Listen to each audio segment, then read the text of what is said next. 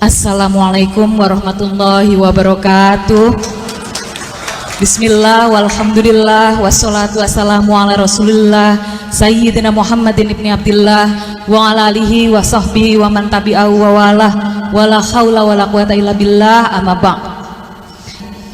Alhamdulillah, malam hari ini kita semua dapat berkumpul dalam majelis yang mulia ini. Terima kasih kepada LDNU pengurus pusat yang telah menyelenggarakan Haul Gusdur di tahun ke-10 sejak berpulangnya almarhumullah. Kira-kira 10 tahun yang lalu, tepatnya pada tanggal 24 malam 25 Desember tahun 2009, sore hari saya ingat sekali saya menelpon almarhumullah. Waktu itu beliau baru saja dari kediaman Kiai Haji Mustafa Bisri, sahabat karib beliau, dan waktu itu tugas saya adalah membujuk beliau untuk kembali ke Jakarta karena beliau kondisinya memang secara kesehatan waktu itu tidak terlalu baik dan sudah sangat capek. Saya ditelepon oleh ibu mengatakan, dibujuk wailah kundur se ini bapak ngersakno langsung ke Tebu Ireng. Jadi saya menelpon beliau, saya matur, Pak, bapak kundur rumiyin nggih, bapak pulang dulu ke Jakarta ya, besok cuci darah dulu, nanti kalau memang harus ke Tebu Ireng, ke Jombang setelah itu. Lalu beliau mengatakan, enggak nak, bapak sudah dipanggil Mbah Hashim, bapak harus ke Jombang malam ini. Dan akhirnya beliau sore itu bertolak ke Jombang. Sampai Jombang beliau terjatuh karena lemas dan langsung dibawa ke rumah sakit di RSUD Jombang. Belum sempat ke Makbaro Tebu Ireng, belum sempat. Kami mengupayakan agar beliau mendapatkan waktu untuk beristirahat di Rumah Sakit Umum Daerah Jombang. Lalu saya menelpon dokternya, meminta dokter dari RSUD Dr. Sutomo Surabaya untuk menyusul ke Jombang, sambil membujuk beliau untuk kerso untuk mau pergi ke Surabaya dan masuk rumah sakit. Dan saya menelpon lagi, saya matur, bapak ke Surabaya dulu nggih, istirahat rumiyin di rumah sakit. Lalu beliau mengatakan iya. Jadi kami segera menyiapkan ambulans. Beliau masuk ke dalam ambulans, kemudian dibawa. Dalam perjalanan di Mojokerto beliau bertanya, iki nang ndi? Mojokerto pak. Loh kok Mojokerto? Aku ini mau ke Tebu Ireng. Anu kan mau ke rumah sakit dulu ke Surabaya. Enggak, aku ini dipanggil Mbah Hashim, jadi aku harus sampai ke Tebu Ireng. Maka malam itu juga ambulansnya berbalik arah, kembali ke Makbaro, ke Tebu Ireng. Beliau berziarah, lalu beliau berpesan kepada salah satu sepupu beliau, menyampaikan bahwa, dek, minggu ngarep aku rene, minggu depan saya kesini, tolong sampean tungakno yo, tolong Anda doakan. Dan seminggu kemudian kami mengantarkan beliau untuk dimakamkan di Tebu Ireng. Kita tidak pernah tahu kapan usia kita dipanggil, usia kita dihentikan.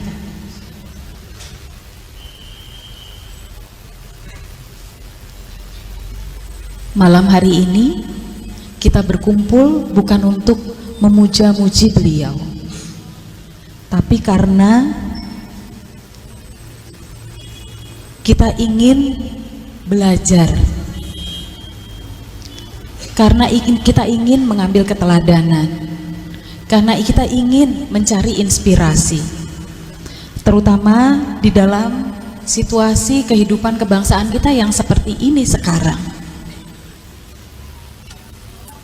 yang banyak kebencian, banyak permusuhan, banyak prasangka, banyak orang hanya mencari kepentingannya sendiri atau kepentingan golongannya. Banyak orang yang maunya menang dan mengalahkan yang lainnya. Banyak orang yang sibuk menumpuk harta, seakan-akan itu nanti bisa dibawanya. Malam hari ini kita tidak hanya belajar tentang Gus Dur, tapi melalui belajar tentang Gus Dur kita belajar dari para pendahulunya, dari para guru-gurunya. Karena beliau selalu menyampaikan di mana-mana, saya ini hanya muridnya Poro Yai, saya ini muridnya Mbah Hashim, saya ini muridnya Mbah Wahid, saya ini muridnya Mbah Bisri Sansuri, saya ini muridnya Mbah Wahab. Beliau selalu mengulang-ulang itu. Kita yang baru mencapai sedikit saja dalam kehidupan kita, kadang-kadang jumawanya, sombongnya sudah seakan-akan dunia berputar karena kita. Seberapa sering kita mengingat guru-guru kita? Seberapa sering kita merasakan betul, meresapi betul bahwa apa yang ada dalam diri kita sekarang itu karena ada orang-orang lain yang telah membuka jalan untuk kita, yang telah mengajarkan kepada kita. Malam hari ini kita belajar. Semoga kita dapat meneladani kesederhanaan Gus Dur, yang setengah tahun sebelum beliau wafat, beliau masih meminjam uang kepada saya karena tidak punya uang. Beliau mantan presiden, beliau 15 tahun menjadi ketua umum organisasi masyarakat Islam terbesar di dunia. Beliau menulis, beliau bicara di mana-mana, tapi beliau tidak punya uang. Kenapa?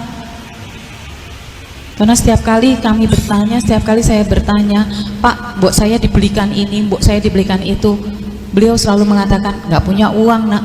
Tapi itu Bapak punya uang di laci.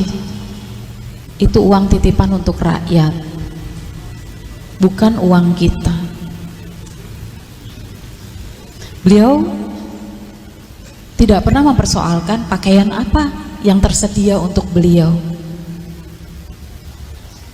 Bajunya lengan panjang batik, kalau kerahnya sudah rusak, dipotong lengannya, jadikan kerahnya.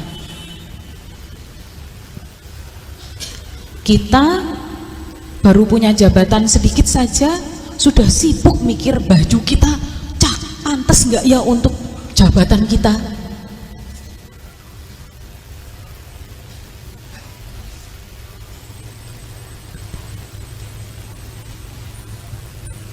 Apakah kita bisa meneladani zuhud beliau dari gemerlap kekuasaan dan materi?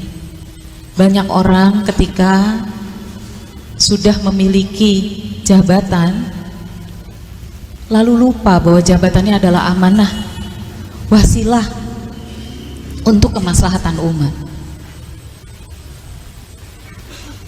Semoga kita dapat meneladani kerendahan hati beliau dalam memandang sesama manusia yang setara di hadapan Allah Sang Pencipta. Kita semua ini hamba. Kita hanya menghamba kepada Allah Subhanahu wa Ta'ala. Kita tidak menghamba pada yang lainnya, dan kita juga tidak boleh memperhambakan orang lain. Mampukah kita dengan sungguh-sungguh melihat orang lain sebagai makhluk yang setara dengan kita, walaupun dia berbeda, walaupun dia dari kelompok sosial yang lebih rendah, walaupun dia dari kelompok orang-orang yang membenci NU, membenci kita. Semoga kita juga dapat meneladani Al-Mahfurlah, memiliki rasa humor untuk menertawakan diri sendiri. Gus Dur paling jago mentertawakan diri sendiri. Beliau tidak pernah menggunakan humornya untuk merendahkan orang lain, tapi selalu menertawakan diri sendiri. Karena menurut beliau, menertawakan diri sendiri itu membantu mengingatkan diri kita untuk tetap rendah hati.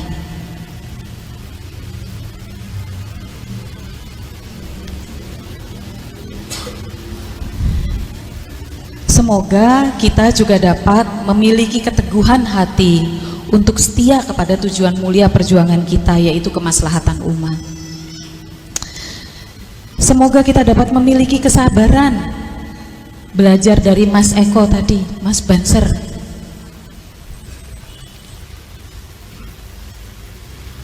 Kita harus mendaki jalan terjal memperjuangkan keadilan bagi sesama bangsa Indonesia. Semoga kita diberi kesabaran. Semoga kita dapat meneladani kebesaran jiwa Al-Mahfurlah dalam menerima kekalahan dan kegagalan hidup. Sebab Gus Dur banyak sekali mengalami kegagalan, tapi itu tidak menyurutkan langkah beliau, tidak menjadikan kegagalan itu sebagai batu sandungan. Kegagalan apa yang lebih besar dari didongkel oleh konspirasi politik dari kedudukan sebagai Presiden Republik Indonesia? Dituduh korupsi walau tidak pernah terbukti sampai sekarang. Apakah setelah itu, setelah terbukti bahwa beliau tidak korupsi, beliau tidak mengambil dana dari Sultan Brunei, apakah beliau kemudian berkoar-koar meminta haknya, menuntut masyarakat? Tidak. Beliau mengakui bahwa ini semua adalah permainan politik, dan beliau sudah menetapkan bahwa ada cara lain untuk berjuang. Semoga kita bisa meneladani kebesaran jiwa beliau, tidak surut langkah pada saat kita berhadapan dengan batu sandungan. Dan semoga kita semua dapat terus bersikap istiqomah, melihat hidup kita hanya sebagai saluran berkah untuk orang-orang yang ada di sekitar kita. Khairun nas anfa'uhum linnas. Bagi Gus Dur itu bukan jargon, bukan slogan, bukan pemanis bibir, tapi beliau meyakini betul bahwa tugas mewujudkan Islam rahmatan lil alamin tidak bisa ditawar.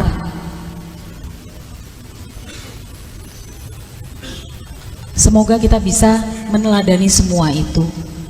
Kalau tidak semua, ya secuil saja. Kalau tidak keseluruhannya, ya 1 atau 2 saja. Semoga kita tidak mendewa-dewakan beliau, tapi melupakan teladan dari beliau. Gus Dur tidak suka dipuja-puji. Gus Dur tidak pernah merasa bahwa dirinya lebih hebat dari orang lain. Gus Dur hanya menjiwai perjuangannya. Dan semoga kita semua, hadirin hadirat semua yang ada di sini, mendapatkan kesempatan untuk belajar dari keteladanan beliau, dari para guru-guru kita nanti, Kiai Mustafa Akil dan Kiai Kafabi. Dan semoga itu menjadi bekal kita untuk menjadi manusia yang lebih baik, yang bermanfaat untuk masyarakat sekitar kita, untuk agama, untuk umat muslim di Indonesia. Tugas NU saat ini berat dan besar ketika wajah Islam di seluruh dunia itu adalah wajah yang menakutkan, yang menyedihkan, puing-puing di sana sini. Semoga NU, semoga kita para Nahdliyin tetap teguh memegang semangat para masyayikh, para muassis yang telah mendirikan NU sebagai wadah kita semua untuk meningkatkan kemaslahatan umat. Terakhir, saya menyampaikan salam dari Ibu Sinta Nuriyah Abdurrahman Wahid dan kami Dzurriyyah Kiai Haji Abdurrahman Wahid di Ciganjur. Sekali lagi terima kasih sudah menemani kami untuk memanjatkan doa-doa. Kita kirimkan kepada beliau sebagai persaksian atas kehidupan beliau yang membawa manfaat untuk kita. Semoga jasa baik Bapak Ibu sekalian, terutama itikat baik dari LDNU, mendapatkan balasan yang berlipat-lipat ganda. Doa-doa dari Bapak Ibu adalah hadiah yang terbesar bagi kami. Tidak jadi pahlawan nasional nggak apa-apa, yang penting didoakan orang banyak, yang penting diteladani, dan yang penting diteruskan perjuangannya supaya cita-cita umat, cita-cita masyarakat dan cita-cita bangsa yang adil, makmur, sentosa dapat terwujud. Terima kasih. Wallahul muwaffiq ila aqwamit thoriq. Assalamualaikum warahmatullahi wabarakatuh.